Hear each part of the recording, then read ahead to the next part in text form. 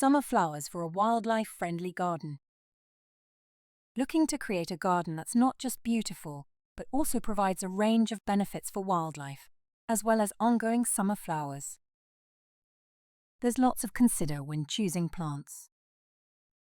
I'm the Wild About Gardens officer at Kent Wildlife Trust, and these are my favourite summer plants that are blooming in my garden this season. Purple toadflax. Also known as Linaria purpurea, purple toadflax has tall purple flower spikes that attract bees and butterflies. A close relative of our native toadflax plant, this self-seeds around my garden and continues to flower for months. It is also loved by the toadflax moths, whose larvae use it as their food plant in late summer. The delicate purple flowers are beautiful, and it's from these that we have the cultivated snapdragon plant. Drumstick allium.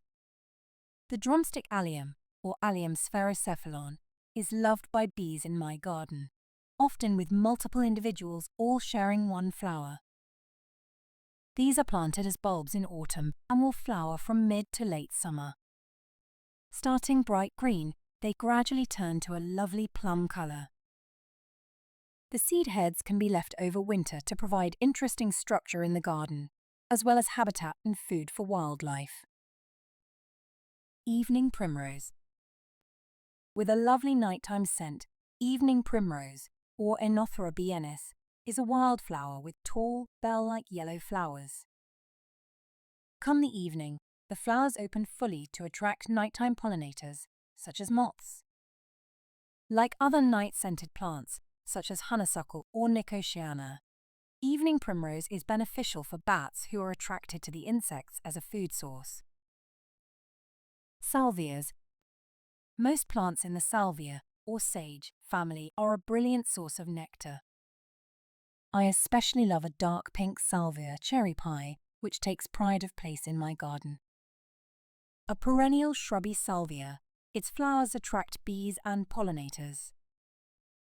These salvias flower throughout summer and into autumn.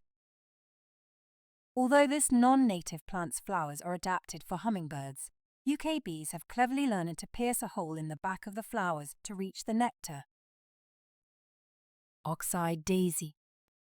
The edge of my small lawn is dedicated to a mini meadow area where ox-eyed daisy, or Leucanthemum vulgar, have been teeming with life this year. This will self-seed, so is great for this type of area and is very low maintenance. Mine have been covered in insects all summer, and the landing pads attract butterflies, beetles and flies. Ox-eye daisy is also the food plant for two of the Dicrorantha micromoths. Tips to provide for wildlife in your garden once summer passes.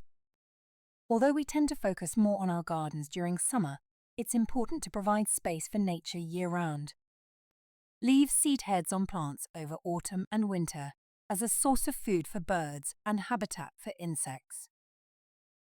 Plan for a year-round garden, including autumn, winter and early spring flowering plants. Let plants die back naturally and avoid over-tidying. This provides habitat and improves your soil.